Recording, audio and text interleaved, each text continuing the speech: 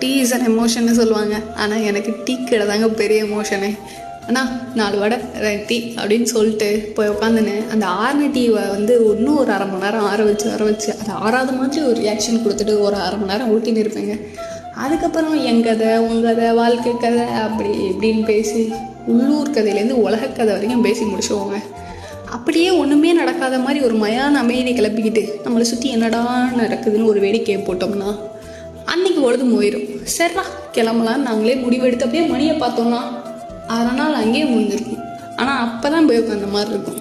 அப்படியே திரும்பி டீ கடைக்காரரை பார்த்தோன்னா ஏண்டா ஒரு டீயை வாங்கி ஓட்டிட்டீங்களடா ஒரு பொழுத அப்படின்னு நினைப்பார்.